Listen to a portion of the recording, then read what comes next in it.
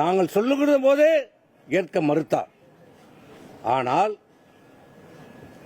பாரதிய ஜனதாவோடு ஒட்டோ உறவோ மீண்டும் கூட்டணி இல்லை என்று சொன்ன பொதுச் செயலாளர் அவர்கள் திடீரென்று ஒரு நாள் டெல்லிக்கு வருகிறார். வாங்க என்று சொல்லுகிறார். என்ன என்று கேட்டால் ஒன்றும் சொல்லவில்லை. வாங்க எங்க போகிறோம் என்று அமித்ஷா வீட்டுக்கு அவர் வீட்டுக்கு போகிறோம் என்றார். போனார். நேர போய் பாரதிய ஜனதா கூட்டணியை உறுதி செய்கிறார். யாரை கேட்டார்? யாரிடம் கலந்தாலோசித்தாரா? தலைமை கழக நிர்வாகிகளோடு கலந்தாலோசித்தாரா? பேசினாரா? ஒரு ஆலோசனை, ஒரு கருத்தையாவது கேட்டாரா? பாரதிய ஜனதாவோடு கூட்டணி இல்லை என்பதை எடுக்கப்பட்ட முடிவு எங்க? செயற்குழு கூட்டத்தில் எடுக்கப்பட்ட முடிவு. அனைத்து இந்திய அண்ணா திராவிட முன்னேற்ற கழக செயற்குழுவிலே எடுக்கப்பட்ட முடிவு பாரதிய ஜனதாவோடு கூட்டணி இல்லை என்பது. ஆனால் தன்னிச்சையாக செயற்குழுவில் எடுக்கப்பட்ட முடிவை தன்னிச்சையாக யாரையும் கலந்தாலோசிக்காமல் என்ன நோக்கத்திற்காகவோ என்ன காரணத்திற்காகவோ தெரியவில்லை. இதுவரை எதிர்க்கட்சி சொன்னார்கள், நாங்கள் உள்ள இருக்கோம், நாங்கள் சொல்ல முடியாது. சரி, ஏதோ வந்தார். திடீரென்று பாரதிய ஜனதாவை நம்ம கூட்டணி வைத்திருக்கிறோம் என்று சொன்னார். இன்று வரை காரணத்தை சொல்லவில்லை. ஏன் கூட்டணி வைத்தீர்கள், எதற்காக வைத்தீர்கள், என்ன காரணம் இன்று வரை சொல்லவில்லை. இன்றைக்கு என்ன நிலைமை? சட்டமன்ற தேர்தலிலாவது முறையாக கூட்டணி வையுங்கள் என்று நாங்கள் பலமுறை வற்புறுத்தினோம். தேசிய முற்போக்கு திராவிட கழகத்தை இணையுங்கள் என்று சொன்னபோது ரொம்ப எங்களால் எவ்வளவு முடியுமோ அவ்வளவு சொன்னோம். ஒரு புரட்சி, ஒரு கட்சிக்கு, ஒரு தலைவர்களுக்கு என்ன, சொன்ன வாக்கை காப்பாற்றப்பட வேண்டும். ஒரு வாக்குனா ஒரு தலைவர்கள் வாக்கை, அது நாக்கு சுத்தணும், காப்பாற்றப்பட வேண்டும். நாடாளுமன்ற தேர்தலிலே கொடுத்த வாக்குறுதி தேமுதிகவுக்கு ஒரு ராஜ்யசபா எம்பி கொடுப்போம் என்று சொன்னார். ஆனால் முடிந்த பிறகு அந்த நாடாளுமன்ற தேர்தல் வருகிற போது நிலையை மாற்றிக்கொண்டார். நாங்கள் சொன்னோம், இது தப்பு, முறையல்ல, சொன்னதை கொடுங்க, அடுத்த தேர்தல் உங்களுக்கு யாரை போடுகிறீர்களோ போட்டுக்கொள்ளுங்கள், நீங்க யாருனாலும் போடட்டும், ஆனால் இப்ப அவர்களுக்கு கொடுங்க, சட்டமன்ற தேர்தலுக்கு அவர்கள் நமக்கு தேவை, அதை கொடுங்கன்றோம். எங்கள் கருத்தை உதாசனைப்படுத்தி விட்டார்.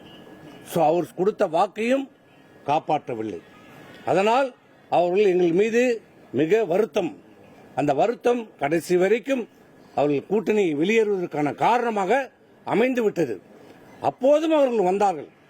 கூட்டணியில் சேருவதற்கான அனைத்து முயற்சியிலும் அவர்களுடைய முதல் சாய்ஸே கூட்டணியிலே அனைத்து இந்திய அண்ணா திராவிட முன்னேற்ற கழகத்தில் சேர வேண்டும் என்பதுதான். பலமான முயற்சி எடுத்தார்கள், கடைசி வரைக்கும் முயற்சி எடுத்தார்கள். ஆனால் அவர்களை உதாசனை செய்தார். நானே வெற்றி பெற்று விடுவேன், எனக்கு யாரும் தேவையில்லை, எந்த கூட்டணியும் தேவையில்லை, அதிமுக தன்னந்தனியாக நின்று வெற்றி பெற்றுவிடும் என்று சொன்னார். நாங்கள் எவ்வளவோ சொன்னோம், அவர் அதை கேட்டுக்கொள்ளவில்லை. அதனுடைய முடிவு இன்றைக்கு 2026 சட்டமன்ற தேர்தலிலே மாண்புமிகு எம்ஜிஆர் அவர்களால் தொடங்கப்பட்ட இந்த இயக்கம், மாண்புமிகு அம்மா அவர்களால் தொடங்கப்பட்ட இந்த கட்டி காப்பாற்றப்பட்ட இயக்கம் தொடர் தோல்வி, தோல்வி மட்டுமில்ல, தோல்வி கீழே போய்கொண்டே இருக்கிறது. அனைத்து இந்திய அண்ணா திராவிட முன்னேற்ற கழகத்துடைய சரித்திரத்திலே கிட்டத்தட்ட பெரும்பான்மையான தொகுதியிலே இன்றைக்கு 3வது இடம் சென்றிருக்கிறது அதிமுக. மிகப்பெரிய வருத்தம், வலி எங்களுக்கு ஏற்பட்டிருக்கிறது. எங்களால் தாங்க முடியவில்லை, சொல்ல முடியவில்லை. இவ்வளவு காலம் இந்த அவர் பொதுச் செயலராக யார் கொண்டாந்தோம்? அவராக பொதுச் செயலர் ஆகிவிட்டாரா? யார் கொண்டாந்தது? யார் உருவாக்கியது? இங்க இருக்கிற பொதுக்குழு உறுப்பினர்கள், தொண்டர்கள் எல்லோரும் ஒற்றுமையாக இருந்து ஒற்றை தலைமை வேண்டும் என்ற நிலைப்பாட்டை நாங்கள் தான் எடுத்தோம். இன்றைய பொதுச் செயலாளர் எடுக்கல. அவருக்கு பயம், அச்சம் இல்ல. இந்த இயக்கம் காப்பாற்றப்பட வேண்டும் என்றால், வேகமாக செயல்பட வேண்டும் என்றால், ஒற்றை தலைமை அவசியம் என்று நாங்க தான் எடுத்தோம். அவர் சொல்லல, போய் சொன்னோம். இன்னைக்கு அந்த அதுக்கான பாவத்தை நாங்கள் அனுபவித்துக் கொண்டிருக்கிறோம். தண்டனையை நாங்கள் அனுபவித்துக் கொண்டிருக்கிறோம். சொன்னோம், இல்ல இல்ல இது பிரச்சனை ஆயிடும், கட்சி உடைஞ்சிடும், அங்க போயிடும், கேஸ் ஆகும். அதான் ஆமா, ஒற்றை தலைமை முக்கியம், விரைந்து முடிவெடுக்க வேண்டும், வேகமாக செயல்பட வேண்டும் என்றால் ஒற்றை தலைமை தேவை என்று சொல்லி வழக்கு வரும், தேர்தல் ஆணையம் சொல்லும். இது எல்லாம் நாம் பார்த்துக் கொள்ளலாம். ஓராண்டு காலமாகும். இது எல்லாம் முடித்துவிட்டு, சரியாக ஓராண்டு காலத்தில் முடித்துவிட்டு நாம் எல்லாத்தையும் பார்த்து இந்த அனைத்து இந்திய அண்ணா திராவிட முன்னேற்றத்தை காப்பாற்றலாம். அதே போன்று ஓராண்டு காலத்திலே இந்த அனைத்து பிரச்சனையும் தீர்த்து வைத்து இன்றைக்கு பொதுச் செயலாளராக உருவாக்கி வைத்தது இங்கே நின்று கொண்டிருக்கின்ற பொதுக்குழு உறுப்பினர்கள். சுயமாக ஒன்றும் பொதுச் செயலாளராகவில்லை. தமிழ்நாட்டில் இருக்கிற அந்த கோடான கோடி தொண்டர்களுடைய எண்ணத்திற்கு அடிப்படையிலே உருவாக்கப்பட்டது தான் இந்த பொதுச் செயலாளர். ஒரு தலைவருக்கு என்ன அழகு? நாங்களே தவறு செய்திருந்தாலும், இல்லை மற்றவர்கள் தவறு செய்திருந்தாலும் அவர்களை அழைத்து அவர்களை திருத்தி, இல்லை ஏதாவது தவறான பழி சொன்னாலும் சொல்லி முதலிலே அவர்கள் திருத்துவதற்கான நடவடிக்கைகளை மேற்கொள்ளணும். அதுதான் ஒரு தலைவருக்கு அழகு. இந்த இயக்கத்தை அப்படியே கட்டுக்கோப்பாக கொண்டு சொல்ல வேண்டும். இன்னும் மேன்மேலும் இதை வளர்க்க வேண்டும். இன்னும் உறுப்பினர்களே சேர்க்க வேண்டும். இன்னும் பல்வேறு இயக்கத்தில் இருக்கிற தலைவர்களை கொண்டு வந்து சேர்க்க வேண்டும். அதுக்கு நேர்மாறாக உலகத்தில் அனைத்து கட்சியிலும் இருக்கிற செயல்பாடுக்கு நேர்மாறாக இந்த அதிமுக மட்டும்தான் ஒரு அதிசயம் நடந்துட்டு இருந்தது.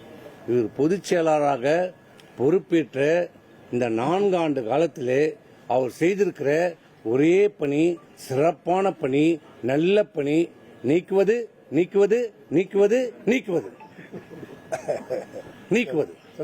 அவருக்கு தெரிந்த ஒரே வார்த்தை, ஒரே செயல், என்றால் சிறைவாசம், ஏன் என்றால் வனவாசம் என்பது போல. ஏன் என்று கேட்டால் அடிப்படை உறுப்பினர் நீக்கப்படுகிறார். எதற்கு என்று கேட்டால் கட்சி பதவி நீக்கப்படுகிறார். இதை தவிர என்ன செய்திருக்கிறார்? என்ன நடந்தது? நீ கடவுள் என்ன பண்ணாரு? நீங்க நீக்கணவங்க எல்லாம் இன்னைக்கு சட்டமன்றத்தில் உறுப்பினராக போயிட்டாங்க. நீங்க யாரை நீக்கணும்? அவருக்கே நீங்க கையெடுத்து கும்பிட்டு இன்னைக்கு சபாநாயகர் ஆகிட்டார். நாங்க எவ்வளவு வேண்டணும். அவர் எங்ககிட்ட சொன்னார், எனக்கு எந்த விதமான நிபந்தனையும் கிடையாது. எனக்கு தலைவர் ஆரம்பிச்ச இயக்கம், தலைவர் காலத்தில் நான் சட்டமன்ற உறுப்பினராக இருந்திருக்கிறேன். என் கடைசி காலம் இந்த இயக்கத்தில் இருக்க வேண்டும் என்று சொன்னார். நான் இணைந்து விடுகிறேன் என்று வழக்கெல்லாம் வேற எதையுமே கேட்க நாங்கள் போய் சொன்னோம். அவரால் உங்களுக்கு என்ன பிரச்சனை? அவர் ஒன்றும் இல்லை, சேர்த்துக்கலாம். முடியாது, அது முடியாது. எந்த காரணத்தை கொண்டும் ஓபிஎஸ், வைத்திலிங்கம், மனோஜ் பாண்டியன், ஜெயஸ்ரீ பிரபாகரனை பற்றி என்னிடம் பேசாதீர்கள் சொல்லிவிட்டார். உங்ககிட்ட பேசலாம், அவங்க இப்ப சட்டமன்றத்தில் பேசுறாங்க. எது பேசுறாங்க? இதுதான் இன்னைக்கு நிலைமை. அவர் செய்திருக்கிற ஒரே பணி, சிறப்பான பணி, கழக பணி. இந்த கழகத்தில் இருக்கிற தலைவர்களையும் நிர்வாகிகளையும் தொண்டர்களையும் வெளியேற்றுவதுதான் அவருடைய நோக்கம். திமுக உடைய நோக்கத்தை மிக வெற்றிகரமாக செயல்படுத்துகிற ஒரு பொதுச் செயலாளராக இன்றைக்கு இந்த பொதுச் செயலாளர் இருக்கிறார். திமுக நோக்கம் என்ன?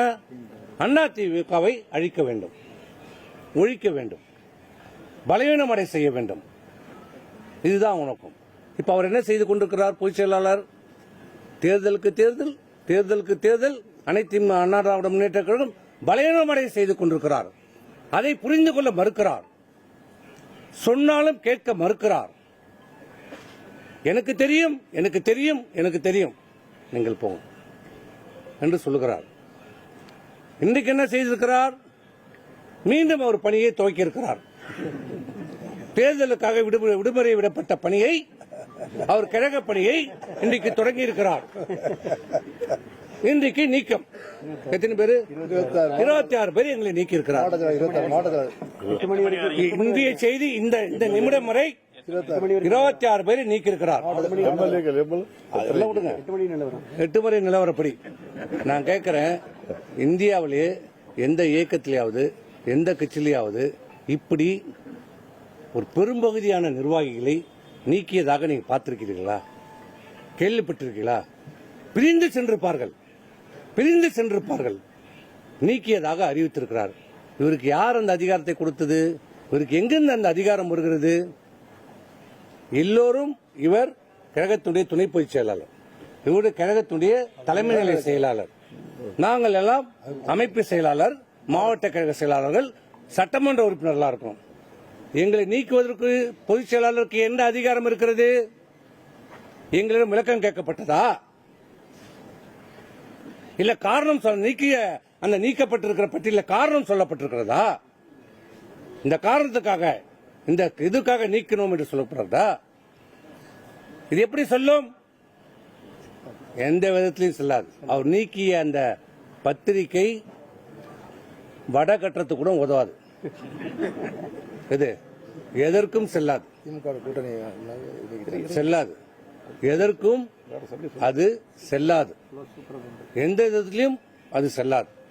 எந்த அதிகாரமும் இல்லை. ஏனென்றால் அனைத்து இந்திய அண்ணா திராவிட முன்னேற்ற கழகத்திலே தேர்தல் முடிந்த பிறகு